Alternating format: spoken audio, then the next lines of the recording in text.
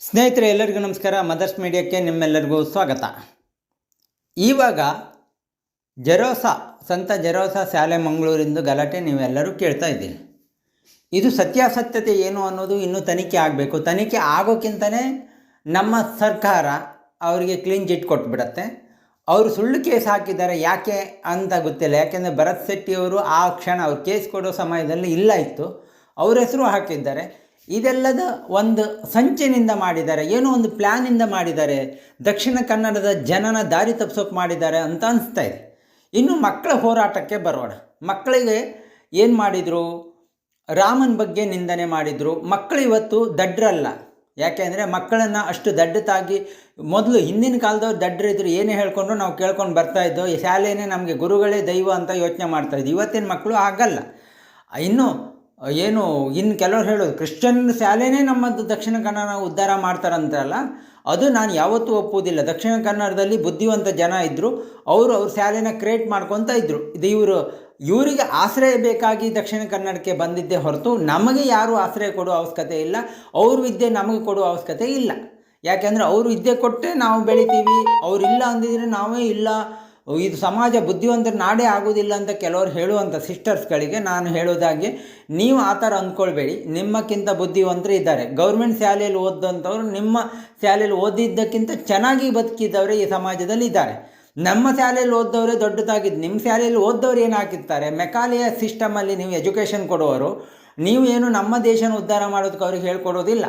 ಅವ್ರಿಗೆ ನೀವು ಹೇಳೋದೇ ಫಾರಿನಲ್ಲಿ ಉದ್ಧಾರ ಮಾಡೋದು ಅಷ್ಟೇ ಹೇಳ್ತೀರಿ ಹೊರತು, ಇವತ್ತು ನಿಮ್ಮ ಶಾಲೆಗಳು ಬಂದು ಎಲ್ಲ ಸಮಾಜನ ಉದ್ಧಾರ ಮಾಡ್ತೀನಿ ಅಂದ್ರಲ್ಲ, ಹಾಗಾದರೆ ಯಾಕೆ ವೃದ್ಧಾಶ್ರಮಗಳುಂಟು? ಕಿಶನ್ ಮಿಷನರಿಗಳು ಯಾಕೆ ವೃದ್ಧಾಶ್ರಮಗಳು ನಡೆಸ್ತಾ ಇದ್ದಾರೆ? ಎಲ್ಲರನ್ನೂ ಮಕ್ಕಳೇ ನೋಡ್ಕೊಳ್ಬೇಕಿತ್ತಲ್ಲ. ಯಾಕೆ ಅನಾಥವಾಗಿ ಬಿಟ್ಟು ಅವ್ರು ಎಲ್ಲೋ ಇದ್ದಾರೆ? ಅದು ಎಲ್ಲ ಜಾತಿ ಧರ್ಮದಲ್ಲೂ ಇದೆ, ಹಿಂದೂಗಳಂತಲ್ಲ, ಎಲ್ಲದರಲ್ಲೂ ಇದೆ. ನಿಮ್ಮ ವಿದ್ಯೆ ಕಲಿತವರು, ನಿಮ್ಮ ಸಮುದಾಯದವರೇ ಇವತ್ತು ಅನಾಥವಾಗಿ, ತಾಯಿನ ಅನಾಹುತವಾಗಿ ಬಿಟ್ಟು ಎಲ್ಲೆಲ್ಲೂ ಹೋಗಿದ್ದಾರೆ. ಹೇಗೆ ಆಯಿತು ಅದು? ನಿಮ್ಮ ಎಜುಕೇಷನ್ ಸಿಸ್ಟಮ್ ಚೆನ್ನಾಗಿದ್ದಿದ್ರೆ ನೀವು ಅದನ್ನು ನಿಮ್ಮಿಂದನೇ ಉದ್ಧಾರ ಆಯಿತು. ನೀವು ನಮ್ಮಿಂದ ಬದುಕ್ತಾ ಇರೋದು ಹೊರತು, ನಮ್ಮ ಮಕ್ಕಳು 70% ಅಲ್ಲಿ ಬರ್ತಾರೆ ಎಲ್ಲ ಶಾಲೆಗಳಿಗೂ. ಆವಾಗ ನಮ್ಮ ಸಂಸ್ಕೃತಿನ ಆಚರಣೆ ಮಾಡೋದಕ್ಕೆ ನೀವು ಎಲ್ಲರೂ ಅವಕಾಶ ಕೊಡ್ತೀರಾ? ನಿಮ್ಮ ರೂಲ್ಸ್ ಅಂತ ಹೇಳ್ತೀರಿ. ಅದೇ ಬೇರೆ ಹಿಜಾಬ್ ಆ ವಿಷಯ ಎಲ್ಲ ಬಂದಾಗ ನೀವು ಮಾತೇ ಆಡೋದಿಲ್ಲ. ನಮ್ಮದು ಹಿಂದೂಗಳ ಆಚರಣೆ ಅಂತ ಬಂದಾಗ ನೀವು ರೂಲ್ಸನ್ನು ಮಾತಾಡ್ತೀರಿ. ಬಳೆ ಹಾಕ್ಕೊಳ್ಬಾರ್ದು, ಹೂಕು ಮುಟ್ಕೊಳ್ಬಾರ್ದು, ಕುಂಕುಮ ಹಚ್ಚಬಾರ್ದು, ಬಿಂದಿ ಹಾಕಬಾರ್ದು ಅಂತ ಹೇಳ್ತೀರಿ. ಹೇಗೆ? ಯಾವ ಥರ ಹೇಳ್ತೀರಿ ಅದು?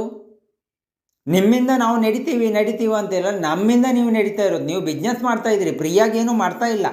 ಯಾರಿಗೂ ಸೇವೆ ಯಾರೂ ಫ್ರೀಯಾಗಿ ಮಾಡ್ತಾ ಇಲ್ಲ. ಎಲ್ಲರೂ ದುಡ್ಡು ಬೇಕು, ಹೌದು, ದುಡ್ಡು ಕೊಟ್ಟೇ ಮಾಡಬೇಕು. ಆದರೆ ಅತಿ ಕಡಿಮೆ ಬೀದಿದೆಯಾ ನಿಮ್ಮದು? ಅಲ್ಲ, ಅತಿ ಹೆಚ್ಚು ಬೀದಿದೆ. ಆಸ್ಪತ್ರೆಗಳು ಹೇಳ್ತಾರೆ ಕೆಲವರು, ಅಯ್ಯೋ ಅವ್ರ ಆಸ್ಪತ್ರೆಗಳು ಹಾಗೆ ಮಾಡಿದ್ದಾರೆ. ಕಿಶನ್ ಮಿಷನರಿಗಳ ಆಸ್ಪತ್ರೆಗಳಲ್ಲಿ ಬಿಲ್ ಕೇಳಿದ್ರೆ ಬಿಲ್ ನೋಡಿ ಹಾರ್ಟ್ ಅಟ್ಯಾಕ್ ಆಗೋ ಪರಿಸ್ಥಿತಿಗಳು ಬಂದಿದೆ ಇವತ್ತು. ಅದಕ್ಕೆ ಆ ರೀತಿ ಬಿಲ್ಗಳು ಬರ್ತವೆ. ಒಂದು ಒಂದಕ್ಕೆ ಹೋದರೆ 50 ಟೆಸ್ಟ್ ಮಾಡುವಂಥ ಆಸ್ಪತ್ರೆಗಳು ಇದ್ದಾವೆ. ಯಾರು ನಮ್ಮನ್ನು ಕಿಶನ್ ಮಿಷನರಿಗಳು ಆಸ್ಪತ್ರೆ ಬಂದು ನಮ್ಮನ್ನು ಉದ್ಧಾರ ಮಾಡಿದ್ರು. ಅವ್ರು ಬರೋಕ್ಕಿಂತ ಮೊದಲು ನಾವು ಆಸ್ಪತ್ರೆ ಇದ್ದಿಲ್ಲ ಅಂದರೂ ನಾವು ಚೆನ್ನಾಗೇ ಇದ್ದೀವಿ. ನಮ್ಮಲ್ಲೂ 100 ವರ್ಷ ಬದುಕಿದವರಿದ್ದರು.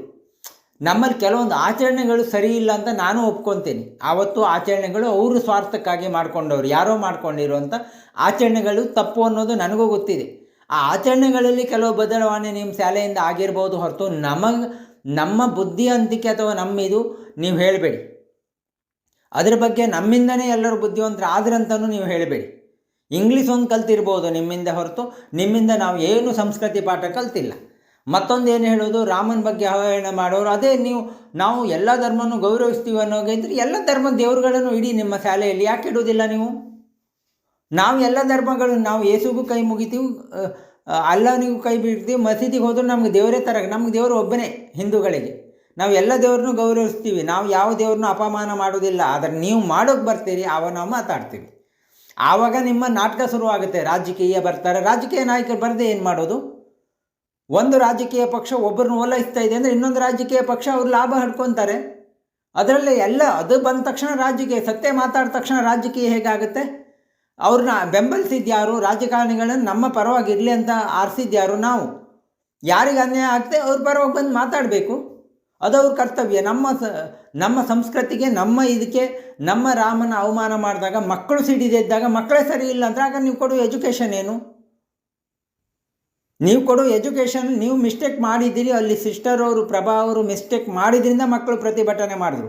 ನಿರಂತರವಾಗಿ ಮಾಡ್ತಾಯಿದ್ರಿ, ಯಾರೂ ಸುಮ್ಮನೆ ಇರೋದಿಲ್ಲ.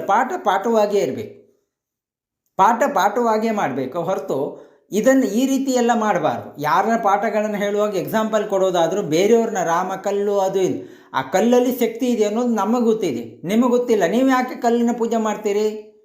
ನೀವು ಸಿಮೆಂಟಿಂದ ಯಾಕೆ ಪೂಜೆ ಮಾಡ್ತೀರಿ? ಮೂರ್ತಿಗಳನ್ನು ಮಾಡಬೇಡಿ, ನೀವು ಬಿಟ್ಬಿಡಿ. ನಾವು ಏನೂ ಇಲ್ಲ, ನಾವು ನಸ್ವರ ಏನು ನಂಬುವುದೇ ಇಲ್ಲ ಅಂಥೇಳಿ. ಹಾಗೆ ನಿಮಗೆ ಹೇಗೆ ಆಚರಣೆ, ನಮ್ಮದು ಅದೇ ಥರ ಆಚರಣೆ. ನಾವು ಬೇರೆಯವ್ರ ಆಚರಣೆ ಗೌರವಿಸ್ತೀವಿ. ನೀವು ಮಕ್ಕಳನ್ನ ಇಟ್ಕೊಂಡು ನಾವು ಟಾರ್ಗೆಟ್ ಮಾಡ್ತೀವಿ, ಮಕ್ಕಳ ಮೈಂಡನ್ನೇ ಡೈವರ್ಟ್ ಮಾಡೋಣ ಅಂತೇಳಿ. ಅದು ಹಿಂದಿನ ಕೆಲವ್ರು ಹೇಳ್ತಾರೆ, ಆವಾಗಿನ ಮಿಷನರಿಗಳೆಲ್ಲ ಓದ್ದವರೆಲ್ಲ ಇಲ್ಲ, ಆವಾಗಿನ ಮಿಷನರಿಗಳಿದ್ದಂಥ ಸಿಸ್ಟರ್ಗಳ ಮನಸ್ಥಿತಿ ಹೇಗಿತ್ತು ಗೊತ್ತಾ? ತುಂಬ ಚೆನ್ನಾಗಿತ್ತು. ನಾನು ಒಂದು ಕಡೆ ತುಂಬ ವರ್ಷ ಅಲ್ಲಿ ಒಂದು ಹಿಂದೂ ಫ್ಯಾಮಿಲಿ ಇದ್ದಾರೆ, ಅಲ್ಲೊಂದು ಚರ್ಚ್ ಇದೆ. ಎಲ್ಲರೂ ಕನ್ವರ್ಟ್ ಮಾಡ್ತಾರೆ ಎಲ್ಲರನ್ನೂ, ಅಂದರೆ ನಾನು ನಂಬೋದಿಲ್ಲ. ಕನ್ವರ್ಟ್ ಮಾಡೋಕ್ಕೂ ಅವ್ರು ಸೆಲೆಕ್ಟ್ ಮಾಡಿಕೊಂಡೇ ಮಾಡ್ತಾರೆ. ಆ ಚರ್ಚವರೇ ಆ ಬೇರೆ ಹಿಂದೂ ಧರ್ಮದವರಿಗೆ ಮನೆಗಿನೇ ಎಲ್ಲ ಅವ್ರ ಜಾಗ ಪಕ್ಕದಲ್ಲೇ ಚರ್ಚ್ ಇದೆ. ಅವ್ರ ದೇವ್ರನ್ನ ಇದು ಮಾಡ್ತಾರೆ. ಅವ್ರು ಯಾವತ್ತೂ ನಿಮ್ಮ ದೇವ್ರು ಸರಿ ಇಲ್ಲ ಹಾಗೆ ಹೀಗೆ ಅಂತ ಹೇಳ್ತಿಲ್ಲ, ಅವರು ಆಚರಣೆಗಳು ಮಾಡ್ಕೊಂಡಿದ್ದಾರೆ. ಅವ್ರಿಗೆ ಗೊತ್ತಿದೆ, ಯಾಕೆಂದರೆ ಹಿಂದೂಗಳ ಜೊತೆ ನಾವು ಬದುಕಬೇಕು ಅನ್ನೋದು ಗೊತ್ತಿದೆ. ಅದಕ್ಕೆ ಆ ಚರ್ಚಿನ ಫಾದರ್ಗಳು ಅಲ್ಲಿ ಅಕ್ಕಪಕ್ಕದಲ್ಲಿ ಚೆನ್ನಾಗೇ ಇದ್ದಾರೆ. ಅವ್ರದ್ದು ಶಾಲೆಗಳಿದ್ದಾವೆ, ಓದ್ತಾರೆ. ಅಲ್ಲಿ ಯಾವತ್ತೂ ರಾಮನ ಬಗ್ಗೆ ಆಗಲಿ ಇವ್ರ ಬಗ್ಗೆ ಆಗಲಿ ಹೇಳೋದಿಲ್ಲ. ಅವ್ರ ಪಾಠ ಎಷ್ಟಿದೆ ಅಷ್ಟನ್ನು ಮಾತ್ರ ಮಾಡ್ತಾರೆ. ಎಷ್ಟೋ ವರ್ಷದಿಂದ ಅಲ್ಲಿ ಹಿಂದೂ ಕುಟುಂಬಗಳು ಅಕ್ಕಪಕ್ಕದಲ್ಲೇ ಇದೆ. ಅವ್ರು ಕನ್ವರ್ಟ್ ಆಗಿ ಇದು ಮಾಡಿಲ್ಲ. ಅವರು ಅಲ್ಲಿಗೆ ದೇವ್ರಿಗೆ ಗೌರವ ಮಾಡ್ತಾರೆ, ಅವ್ರ ಪೂಜೆ ಅವ್ರ ಪುನಸ್ಕಾರಗಳನ್ನು ಮಾಡ್ತಾರೆ. ಆದರೆ ಈ ಅಪಪ್ರಚಾರಗಳು ಮಾಡೋದಕ್ಕೆ ಕೆಲವರ ಮನಸ್ಥಿತಿ, ಎಲ್ಲರೂ ಅಂತಲ್ಲ, ಕೆಲವರು ಸಿಸ್ಟರ್ಸ್ಗಳ ಮನಸ್ಥಿತಿ ಹಾಗಿರುತ್ತೆ. ಅವ್ರಿಗೆ ನಮ್ಮ ಧರ್ಮನೇ ಶ್ರೇಷ್ಠ, ಬೇರೆದಿಲ್ಲ ಅಂತ. ಬೇರೆ ದೇಶದವರೇ ನಮ್ಮ ಧರ್ಮನ ಒಪ್ಕೊಳ್ಳುವಂಥ ಪರಿಸ್ಥಿತಿ ಬಂದಿದೆ. ಯಾಕೆಂದರೆ ನಮ್ಮ ಧರ್ಮದ ಬಗ್ಗೆ ಅಪಪ್ರಚಾರಗಳು ಮಾಡಿದ್ದ ಕೆಲವೊಂದು ಇದ್ದಾರೆ ನಮ್ಮವರೇ.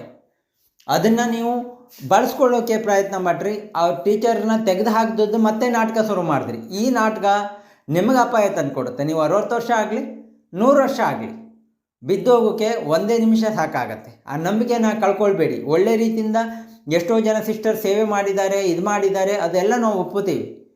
ನೀವು ಇದು ನಿಮ್ಮಿಂದಲೇ ನಾವು ಇಲ್ಲ ಅಂದರೆ ಎಜುಕೇಷನ್ನೇ ಇಲ್ಲ ಅಂದ್ಕೊಳ್ಬೇಡಿ. ನಮ್ಮ ಎಜುಕೇಷನ್ನು ಚೆನ್ನಾಗೇ ಇರ್ತಿತ್ತು. ನಾವು ಗೌರ್ಮೆಂಟಲ್ಲಿ ಓದ್ತಿದ್ದೋ, ಶಾಲೆನೇ ಇಲ್ಲ. ನಿಮ್ಮ ಶಾಲೆ ಬಂದಿಲ್ಲ ಅಂದರೆ ನಾವು ಯಾಕೆ ಓದೋದಿಲ್ಲ ಅಂದ್ಕೊತೀರಿ? ಈಗ ಸರ್ಕಾರಗಳಿಲ್ವ, ಶಾಲೆ ಮಾಡ್ತಾಯಿತ್ತು. ಇವೆಲ್ಲವೂ ಪ್ರಶ್ನೆಗಳು ನಾವು ಹಾಕ್ತೀವಿ. ಆ ಪ್ರಶ್ನೆಗಳಿಗೆ ಉತ್ತರ ಕೊಡೋಕ್ಕೆ ತಯಾರಾಗಿರ್ಬೇಕು. ಅದಕ್ಕೆ ಡಬ್ಬಲ್ ಗೇಮ್ ಆಡಬಾರ್ದು. ಶಾಲೆಗಳು ತೆಗೆದು ಹಾಕಿದ್ರಿ, ಅವರು ತನಿಖೆ ಆಗೋ ತನಕ ಅವ್ರು ಸಸ್ಪೆನ್ಸಲ್ಲಿ ಇರಬೇಕು. ಆನಂತರ ಮಕ್ಕಳು ಹೇಳಿದ್ದೆಲ್ಲ ಸುಳ್ಳು ಅಂತ ಹೇಳೋಕ್ಕಾಗೋದಿಲ್ಲ. ಒಬ್ಬರು ಇಬ್ಬರು ಮಕ್ಕಳು ಹೇಳಿದ್ರೆ ಸುಳ್ಳು ಅಂತ ಹೇಳ್ಬೋದು. ಯಾರೋ ಹಿಜಾಬಿಗೆ ಒಂದು 5 ಮಕ್ಕಳು ಬಂದ್ಕೊಂಡು ಹೇಳಿದ ತಕ್ಷಣ ಅದೇ ದೊಡ್ಡ ಇಶ್ಯೂ ಆಯಿತು. ಬೇರೆಯವ್ರು ಯಾರೂ ಮಕ್ಕಳು ಅಲ್ಲಿಗೆ ಹೋಗೋ ಮಕ್ಕಳಿಗೆ ಏನೂ ತೊಂದರೆ ಆಗಿಲ್ಲ, ಆ ಧರ್ಮದವರಿಗೆ. ಆವಾಗ ಯಾರೂ ಮಾತಾಡಿಲ್ಲ. ನಮ್ಮಲ್ಲಿ 3 ಮಕ್ಕಳು ಸಾವಿರಾರು 100 ಜನ ಮಕ್ಕಳು ಬಂದು ಇದು ಮಾಡಿದ್ರು. ಆಮೇಲೆ ಅದು ರಾಜಕೀಯಕ್ಕೆ ತಿರುಗಿತು. ಹಿಂದೂ ಪರ ಹೋರಾಟಗಾರರು ಬಂದರು. ಬಂದರೆ ತಾನೇ ನೀವು ಬೆಲೆ ಕೊಡೋದು. ಇಲ್ಲಾಂದರೆ ಆ ಮಕ್ಕಳ ಪರ ಪ್ರತಿಭಟನೆ ಬೆಲೆ ಕೊಟ್ಟು ನೀವು ಅದನ್ನು ಇದು ಮಾಡ್ಬೋದಿತ್ತಲ್ಲ, ಕ್ಷಮೆ ಕೇಳಿಸ್ಬೋದಿತ್ತಲ್ಲ, ಮಾಡಿಸಿಲ್ಲ ನೀವು. ಅದಕ್ಕೆ ಎಲ್ಲವೂ ಒಂದು ಕಾಲ ಬರುತ್ತೆ. ಆ ಕಾಲ ಬಂದಾಗ ಹೊರಗೆ ಬರುತ್ತೆ. ಒಳಗೆ ಕುತಂತ್ರ ಮಾಡ್ತಾಯಿದ್ರೆ ಅದು ಜಾಸ್ತಿ ದಿನ ಇಟ್ಕೊಳ್ಳೋದಕ್ಕಾಗೋದಿಲ್ಲ. ನಾನು ಯಾರು ಮಾಡ್ತಾರೆ ಹೇಗೆ ಅಂತ ಅನ್ನೋದು ಸಮಯ ಬಂದಾಗ ನಾನು ಕೆಲವೊಂದು ಹೇಳ್ತೀವಿ. ಈ ತನಿಖೆ ಆದರೆ ಇದಕ್ಕೆ ಸಿಕ್ಕುತ್ತೆ. ಆದರೆ ಸರ್ಕಾರಗಳು ಓಲೈಸಬಾರ್ದು, ಯಾವ ಧರ್ಮನೂ ಓಲೈಸಬಾರ್ದು. ತಪ್ಪು ಮಾಡಿದ್ರೆ ಶಿಕ್ಷೆ ಆಗಬೇಕು. ಕಾನೂನು ಪ್ರಕಾರ ಯಾರೇ ಮಾಡಿದ್ರು, ಯಾವ ಧರ್ಮಕ್ಕೆ ಇದು ಮಾಡಿದ್ರು ಶಿಕ್ಷೆ ಆಗಬೇಕು.